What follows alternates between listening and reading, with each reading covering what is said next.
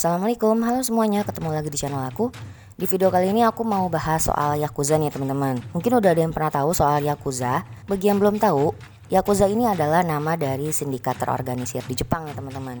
Organisasi ini juga sering disebut mafia Jepang. Jadi sejarah panjangnya Yakuza ini tuh dimulai kira-kira tahun 1612 saat Shogun Tokugawa berkuasa dan nyingkirin Shogun Kasai nih sebelumnya. Pergantian ini mengakibatkan kira-kira 500.000 orang samurai yang sebelumnya disebut sebagai Hatomoyako atau pelayan Shogun yang menjadi kehilangan tuannya nih teman-teman, dan disebutnya itu sebagai kaum Ronin. Shogun Kasai sendiri itu adalah marga terbesar di Jepang dan punya pengaruh nih sampai saat ini nih ya teman-teman. Seperti kata pepatah, orang yang hanya punya martil cenderung melihat segala sesuatu bisa beres dengan martil. Demikian juga dengan kaum Ronin ini. Jadi banyak di antara mereka tuh jadi penjahat dan pengawal. Mereka juga disebut sebagai kabukimono atau samurai nyentrik urakan yang kemana-mana tuh selalu bawa pedang nih teman-teman.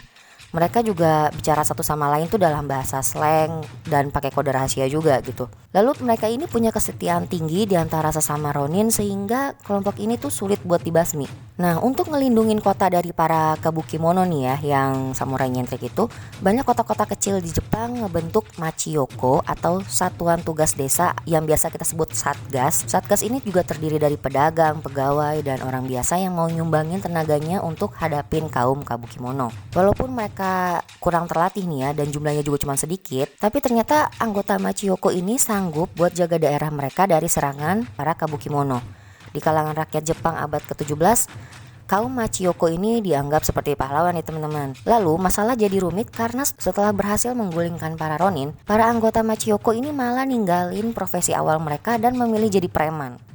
Hal ini diperparah lagi dengan turut campurnya Shogun dalam memelihara para machiyoko nih. Ada dua kelas profesi para machiyoko, yaitu kaum bakuto, mereka tuh suka berjudi, dan tekiya itu pedagang ya teman-teman.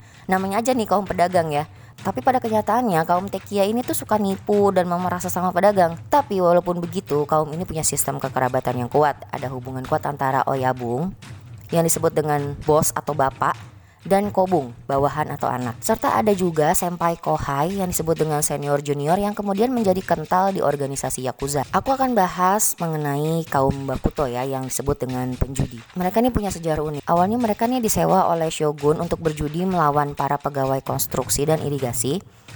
Tindakan ini tuh juga dilakuin agar gaji para pegawai konstruksi dan irigasi habis di meja judi dan tenaga mereka bisa disewa dengan harga murah. Jenis judi yang biasa mereka lakuin itu adalah menggunakan kartu Hanafuda dengan sistem permainan mirip blackjack ya teman-teman.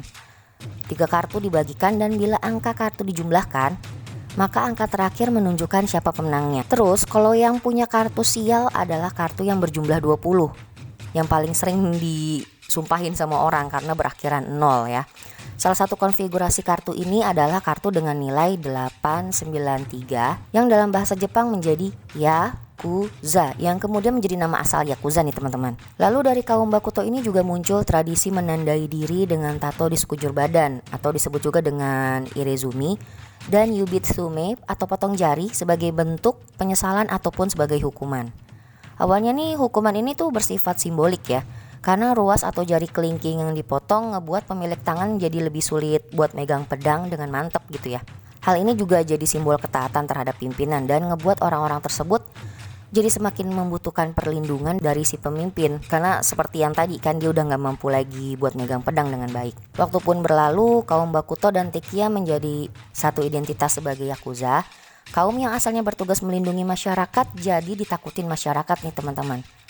Para pimpinan Jepang memanfaatkan hal ini untuk ngendaliin masyarakat dan gerakin nasionalisme. Yakuza juga ikut direkrut oleh pemerintah Jepang dalam aksi pendudukan di Manchuria dan Tiongkok oleh Jepang tahun 1930-an. Jadi mereka tuh dikirim ke daerah tersebut buat ngerebut tanah dan memperoleh hak monopoli sebagai imbalannya nih teman-teman. Peruntungan kaum Yakuza berubah setelah Jepang menyerang Pearl Harbor.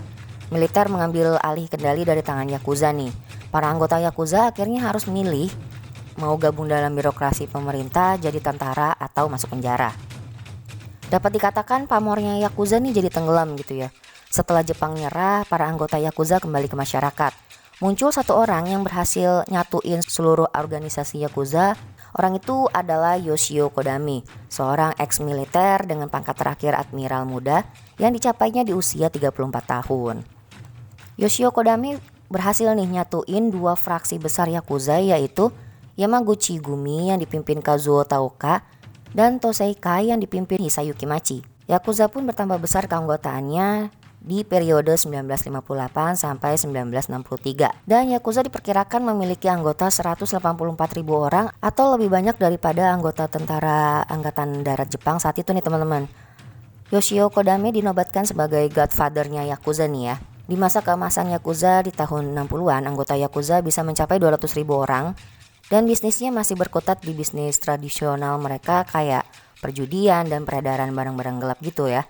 Lalu di tahun 80-an bisnis mereka meningkat dan mereka pun memulai bisnis legal seperti klub malam, bank, dan sebagainya. Tapi mereka lama-lama merambah ke pornografi, human trafficking, juga prostitusi, dan bisnis ilegalnya pun juga semakin merambah ke dunia obat-obatan terlarang nih teman-teman. Di tahun 90-an kegiatan mereka semakin meresahkan dan bahkan mampu membuat perekonomian negara gak berkembang nih. Maka polisi dan warga pun bahu-membahu mulai memberantas sindikat ini, baik secara hukum ketatanegaraan atau secara sosial, sehingga membuat populasi Yakuza semakin lama semakin menurun.